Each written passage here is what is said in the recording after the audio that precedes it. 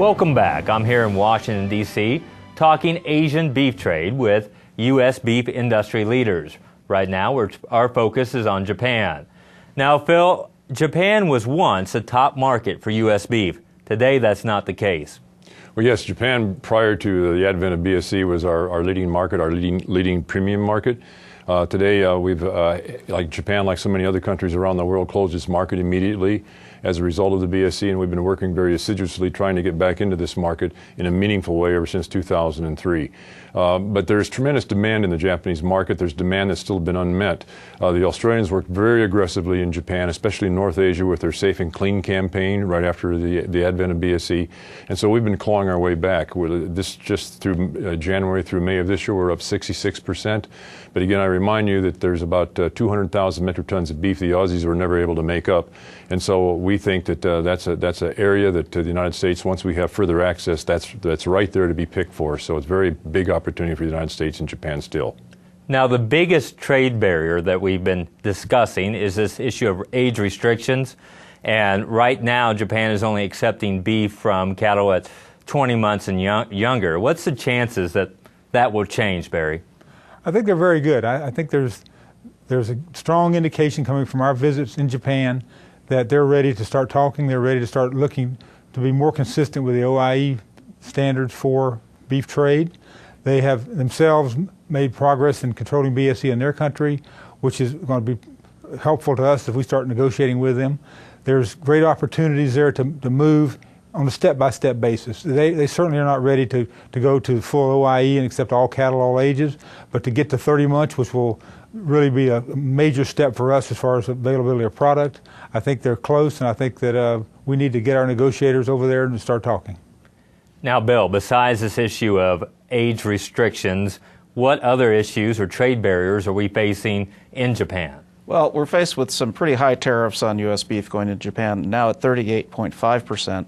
As well, they have some safeguard mechanisms in place that once the import level gets to a certain point, it jumps another 17%. So we'd certainly be interested in seeing those tariffs come down, for the Japanese consumer who likes our product, wants our product, and this would make it more affordable. In addition, we have some commercial issues where they construe them as food safety issues, but things like labeling or mislabeling, this to us is a commercial issue and something that we should be able to negotiate with them. Now, Forrest, we've heard reports that Japan is interested in joining the Trans-Pacific Partnership. What are your thoughts on that? What are NCBA's thoughts on that? We think it's a great opportunity, and we welcome that opportunity for Japan to join those discussions through the TPP. We think it's an opportunity to address straight up some of the issues that both Phil and Barry were just speaking to as it relates to age restriction.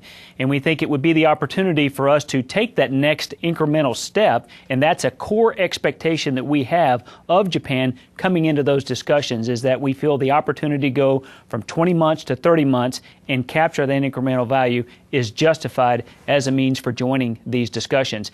And if you boil all of it down to this, Japan is, near term, the greatest opportunity within all three of these Asian markets, and that is simply going from 20 to 30 months. And we think TPP is a great opportunity to start that process.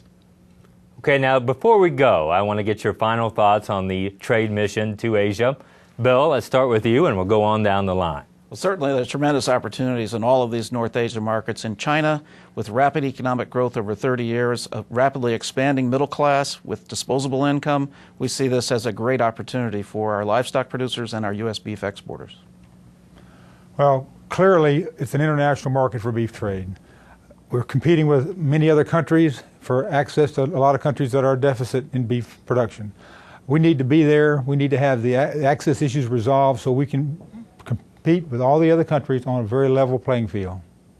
I think just when we look at North Asia, it's just as Bill said, it's an area of tremendous opportunity. Just for the first 5 months of this year, U.S. exports are up 28% in volume, 44% in value.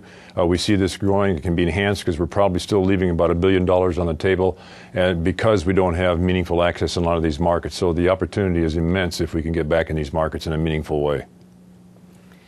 Mike, I would say it's an opportunity of a lifetime. When you think about what's happened in the U.S. beef industry and all the volatility and all of the profitability challenges that our industry faces, this is an opportunity that some refer to as a tax stimulus, if you will, or a stimulus package for U.S. beef producers. It's an opportunity to put an additional $150 to up to $200 a head back into the industry that is above and beyond where we are today. So that's huge. That's real, and those are real dollars.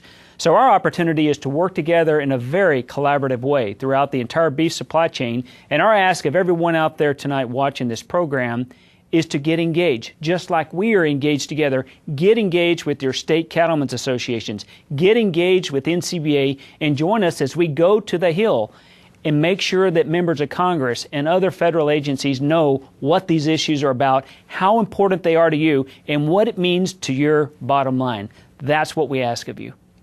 Well, I want to thank each of you for taking the time to share insights from this very exciting journey and the potentials for trade in these overseas markets.